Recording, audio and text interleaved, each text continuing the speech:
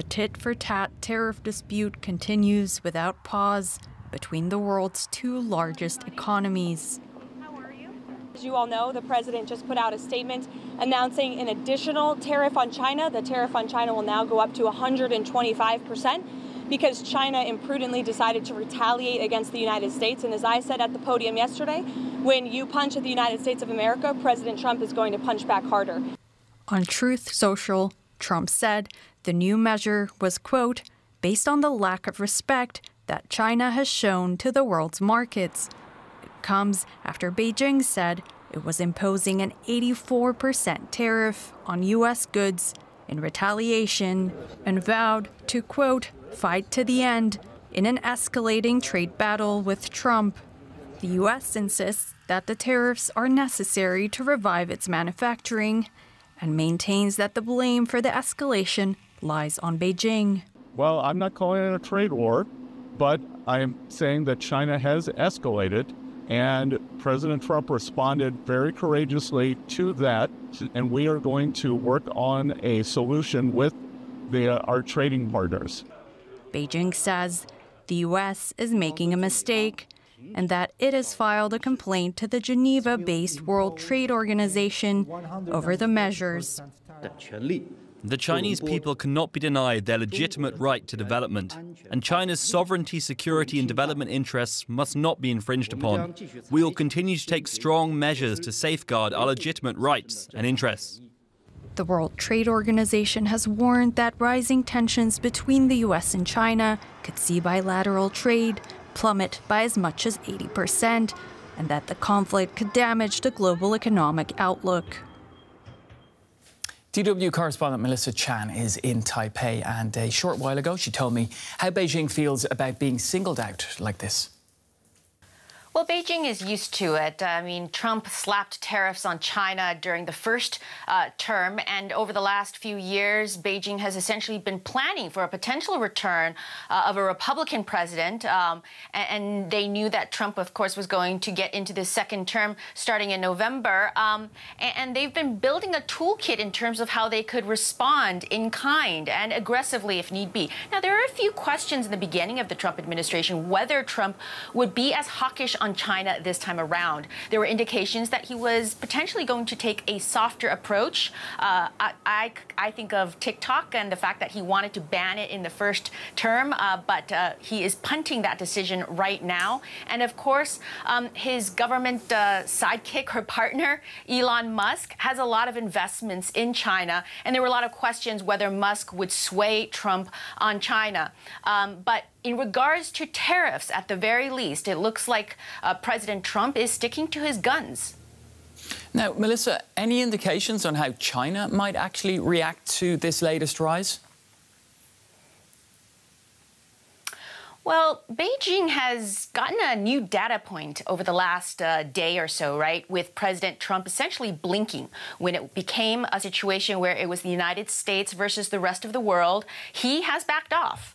And that actually, I think, emboldens Beijing to take an aggressive response because they've seen the U.S. president back down. Now, of course, that's not how he and his supporters are spinning it, but that's how they view it. And the big question now is whether Japan or South Korea would stand with the Americans. They've been burned in this process as well. And so I think Beijing is looking at the calculus and the situation in East Asia and thinking that they can stick to taking a quite tough stance on the Americans.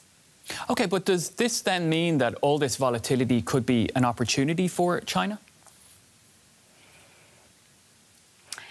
It is certainly an opportunity. Look, I think everyone is a loser, and the people in Beijing understand that. But all things considered, I mean, we are looking at, look, the United States is the world's top market. But if you think about China, if you think about South Korea, Japan, Southeast Asia, India, the EU, Canada, Mexico, these are all countries that can trade amongst each other without the United States. Now, it would be painful, but it's definitely something that's a possibility. They have a middle class, they have a consumer class, they have strong manufacturing, they have innovation. So a lot of people thinking about things that they had never thought of, a world where the United States is not dominant in the global economy. Incredible times. We'll leave it there. Melissa, DW correspondent Melissa Chan in Taipei for us. Beijing still has some important cards to play. On top of the reciprocal tariffs imposed on U.S. imports, Beijing has also curbed the export of valuable rare earth elements, which are crucial for many high-tech U.S. industries. China, the world's largest source of rare earths. Beijing began developing the lucrative mining industry in the 1980s. China now accounts for some 90% of global production. Most of its rare earths mines are located in the south of the country. Rare earths are used in making many high-tech products, including computer chips, electric vehicle batteries, medical equipment, and in the aerospace industry. The U.S. imports some 70% of its rare earths needs from China. Apple and Tesla are two companies that source Chinese rare earths in their supply chains. Yttrium is one of 7 minerals now subject to China's export stop to the U.S. It's used in consumer electronics, like in screens and LED displays. In addition to yttrium, the list drawn up by Beijing includes dysprosium, gadolinium, lutetium, samarium, scandium, and terbium. F-35 fighter jets are one of the U.S.-built systems that rely on rare earths imported from China. Advanced missile technology is another. U.S. rare earths expert Melissa Sanderson says China made that list strategically. They picked the things that are crucial for the U.S. economy.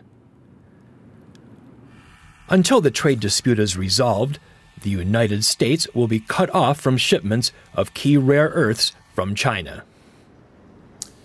Well, for more, I'm joined now by Gracelyn Bascaron. She's director of the Project on Critical Minerals Security at the Center for Strategic and International Studies. It's good to have you back on the program. China, as we heard, has a stranglehold on these rare earths. How damaging to the U.S. are China's export curbs? Who do you think will suffer the most? Thanks so much. It's great to be back. So the first thing we need to acknowledge is, there's 17 rare earths, and China has strategically targeted 7 of them. These are primarily heavy rare earths. And the difficulty is that China processes about 99% of heavy rare earths. So they have a very, very dominant share here. These heavy rare earths are really important for various defense technologies. Dysprosium and terbium are used in our permanent magnets that are used in aerospace and defense applications. Some of the other heavy rare earths are used in cancer treatment, MRI scanners, et cetera. So it's pretty significant. Now, the difficulty we face in the U.S. it actually predates a little bit to December 2023, when we actually were banned in terms of China stopped sending processing technology for rare earths out. So it's pretty significant. Now, what's important is that this isn't a full-out ban. What China has done is they've created a runway. So when we think about types of export restrictions, the mildest is non-automatic licensing, where we have to apply to be able to get a license to export. Then we have quotas, tariffs, and a full-out ban. This isn't a ban. It's actually on the mildest end, which is requiring these companies to get the license to export. What it also gives room for is if the trade war continues to escalate, China has significant room to tighten those restrictions, and there aren't any major processing facilities yet built. They're currently under construction to separate rare earths elsewhere. Yeah, you bring me to my next question then. I mean, let's assume that a tightening does take place. I mean, where else would the U.S. be able to get these very valuable materials and get them refined? So there's a few places we can get materials. For example, Brazil, one of the places the U.S. government is looking to finance a heavy rare earth project is the Serra Verde project in Brazil. The difficulty is, mining, I always say, it's a long-term effort. And we just started building our heavy rare earth separation facility in Texas in the last couple of years. And we're also supporting the development of a facility in California. But those aren't going to be online in the next 30 days or few months. So, managing this relationship with China is particularly critical because until we get those facilities online, there's not a good alternative for some of our heavy rare earths. I know in a recent article, you say that the U.S. has come too late to the critical minerals game. From a security perspective, I mean, this has to be a huge vulnerability, especially right now.